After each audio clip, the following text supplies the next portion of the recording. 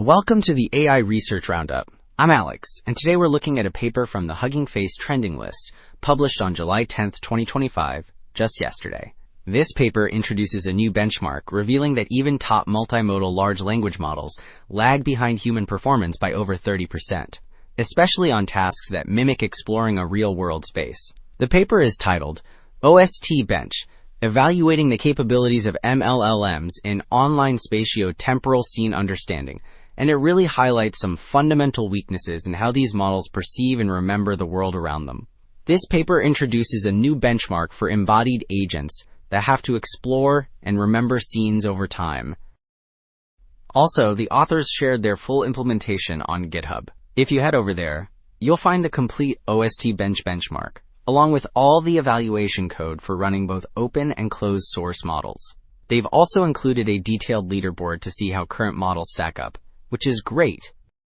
So, to really see what makes this benchmark different, let's look at this first figure. It perfectly illustrates what the researchers call online spatio-temporal understanding. This means the AI has to understand space and time as it explores a scene. In the traditional offline example, a model gets all the information at once and just gives an answer. But in the online setting, the agent moves through the room and its understanding evolves. It first says it can't see the pillow, then it spots it, and then, as it moves, it updates the pillow's location relative to its new position. Building on that idea, this table really drives home why this new benchmark is so necessary. It compares OST-Bench to other spatial reasoning datasets like ScanQA and SceneVerse. You can see they take inputs like video or point clouds, which are basically 3D maps of a scene, but the key difference is in the settings. All the previous benchmarks are offline, and more importantly, none of them require spatio-temporal awareness. OST-Bench is the first to combine that online exploration with a true test of the model's memory of space and time. So, to really dig into how this benchmark tests these models, let's look at its structure. On the left, you see the agent's path through a 3D room with a film strip showing what it sees at each step. This visualizes that online exploration. And on the right, we see the three main types of questions. First is agent state, which asks about the agent's own movement, like, did you turn left? Then there's agent-object spatial relationship, testing its understanding of where things are relative to its position. And finally, agent visible info, which really checks its memory over time.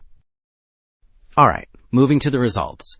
This table shows us exactly how current models perform on those different question types.